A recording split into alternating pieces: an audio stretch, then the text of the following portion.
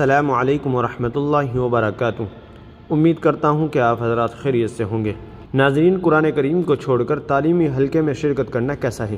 تو آئیے اس کی جانکاری کے لیے میں آپ حضرات کے سامنے جامعہ علوم اسلامیہ کا فتویٰ پیش کر رہا ہوں۔ چنانچہ کسی سائن نے جامعہ علوم اسلامیہ سے سوال کیا ہے، میں ایک حافظ قرآن ہوں اور میں بعد نماز ظہر اور بعد نماز عصر تلاوت کرتا ہوں۔ جب میں تلاوت میں مشغول ہو جاتا ہوں تو بعض تبلیغی حضرات مجھے کہتے ہیں کہ یہ انفرادی عمل ہے اور وہاں پر ہمارا اجتماعی عمل ہے، لہذا اس کا یعنی قرآن کریم کا ثواب کم ہے اور وہ اجتماعی عمل کا ثواب بہت زیادہ ہے۔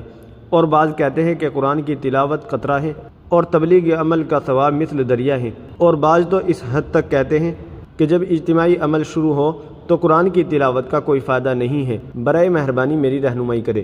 تو چلیے دیکھتے ہیں جامعہ علوم اسلامیہ نے اس کا کیا جواب دیا ہے۔ بسم اللہ الرحمن الرحیم۔ جو آدمی جماعت میں نکل کر وقت لگا رہا ہو تو اسے چاہیے کہ جماعت کے اجتماعی اعمال کو اپنے انفرادی اعمال پر ترجیح دے۔ تاہم عام حالات میں اگر کسی جگہ تعلیم یا وعظ و نصیحت کا حلقہ لگا ہوا ہو اور کوئی شخص اس دوران الگ جگہ پر بیٹھ کر تلاوت، ذکر و اذکار یا انفرادی نوافل میں مشغول ہو تو اسے زبردستی تعلیم کے حلقے میں بٹھانا درست نہیں ہے۔ ہر آدمی جماعت کے اجتماعی اعمال میں جڑنے کا مکلف نہیں ہے، لہذا اگر آپ تعلیم کے وقت میں اپنی تلاوت کا معمول پورا کرنا چاہیں تو بلا کراہت کر سکتے ہیں۔ تلاوت بھی بعثت نبی کریم صلی اللہ علیہ وسلم کے مقاصد میں سے ہے۔ ربنا وبعث فیہم رسولا منہم یتلو علیہم آیاتک ویعلمہم الکتاب والحکمت ویزکیہم انک انت العزیز الحکیم۔ ترجمہ: اے ہمارے رب، اور بھیج ان میں ایک عظیم الشان رسول انہی میں سے جو ان کے سامنے آپ کی آیات تلاوت کرے اور انہیں کتاب و حکمت سکھائے اور ان کا تزکیہ کرے۔ بلا شبہ آپ ہی زبردست حکمت والے ہیں۔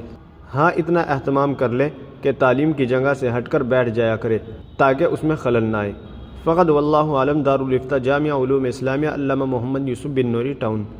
ناظرین، امید ہے کہ مسئلہ آپ کی سمجھ میں آ گیا ہوگا۔ ویڈیو کو زیادہ سے زیادہ شیئر کر دیجئے گا اور ہمارے چینل کو سبسکرائب بھی کر دیجئے گا۔ تو چلیے پھر ملتے ہیں کسی دوسری ویڈیو میں۔